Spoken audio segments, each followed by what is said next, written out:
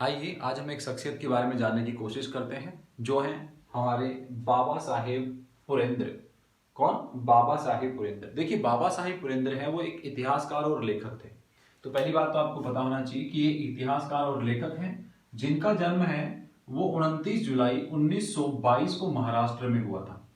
29 जुलाई 1922 को किस में हुआ? महाराष्ट्र में हुआ। और इनका जो मूल नाम था वो बलवंत मोरेश्वर पुरेंद्र था। याद रखना, बाबा साहेब पुरेंद्र का जो मूल नाम था वो बलवंत मोरेश्वर पुरेंद्र था। ठीक है। अच्छा, इनके जो कार्य हैं उनमें अगर आप देखोगे तो विशेषतः उन्होंने छत्रपति शिवाजी महाराज के जीवन पर लेख लिखे हैं और कहानियां लिखी हैं।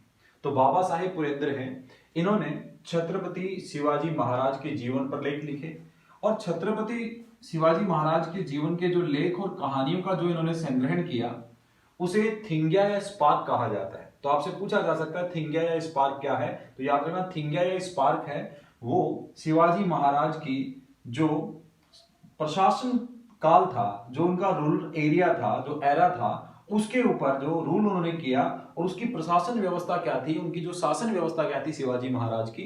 तो शिवाजी महाराज की शासन व्यवस्था का वर्णन है वो बाबा साहिब पुरेंद्र ने थिंग्या या स्पार्क में किया है। याद रखना। ठीक है। दूसरी बात, जो बाबा साहेब पुरेंद्र हैं शिवाजी महाराज पर उन्होंने बहुत सारी कहानियां लिखी, इसीलिए इन्हें शिव शाहिर के नाम से भी जाना जाता है। तो याद रखना, शिव शाहिर के नाम से कौन सा लेखक या इतिहासकार जाना जाता है? तो याद रखना, बाबा साहेब पुरेंद्र। बाबा साहेब पुरेंद्र है, याद रखने वाली बात है, ये मराठी में ज्यादातर अपने नाटक लिखते थे, इसीलिए इनका एक मराठी का जो नाटक था वो बहुत ही प्रसिद्ध है। याद रखना, वो नाटक कौन सा है? जनता राजा। कौन सा है जी? जनता राजा। तो जनता राजा जो नाटक है वो किसका है? तो आपका जवाब होगा बाबा साहेब पुरेंद्र का है।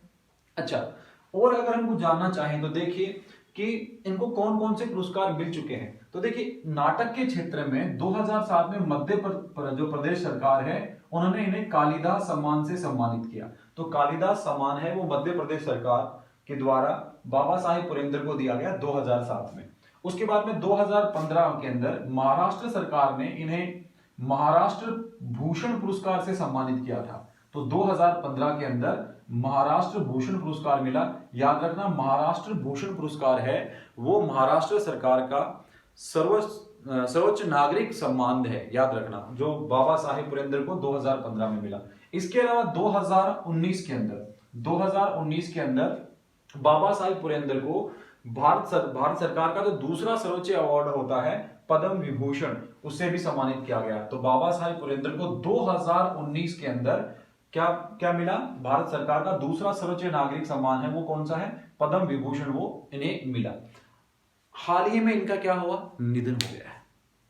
तो इनके निधन की वजह से अब ये आने वाले एग्जाम में इनसे सवाल बनते हैं। तो आपको अच्छे से याद रखना है कि 2019 में इन्हें पद्म विभूषण से सम्मानित किया गया था, 2007 में कालिदास सम्मान दिया गया मध्य प्रदेश सरकार ने, और 2015 के अंदर महाराष्ट्र सरकार ने इन्हें महाराष्ट्र भूषण पुरस्कार से सम्मानित किया, जो महाराष्ट्र सरकार का सर्वोच्च नागरिक सम्मान है। इसके अलावा इनके जितने भी लेख हैं वो छत्रपति शिवाजी महाराज के जीवन पर है और उनके शासनकाल पे हैं। तो शासनकाल पे जो भी लेख लिखे हैं उन्हें थिंग्या या स्पार्क के नाम से जाना जाता है। और इनका एक नाटक है जो मूल रूप से मराठी भाषा में लिखा गया था, लेकिन उसका हिंदी संस्करण में नाम है जनता राजा। याद रखना। और खास बात, इनका जो उपनाम है वो शिव शाहिर के नाम से भी जाने जाते हैं। ठीक है। तो ये एक छोटा सा वीडियो था आप लोगों के लिए कि जिस व्यक्तित्व का हाल ही में निधन हुआ है उससे संबंधित इंफॉर्मेशन हमारे पास पता होनी चाहिए, क्योंकि आने वाले एग्जाम में इनसे कोई ना कोई सवाल आपसे पूछा जाता है। तो आज हमने जाना बाबा साहेब पुरेंद्र के बारे में। ठीक है जी, धन्यवाद।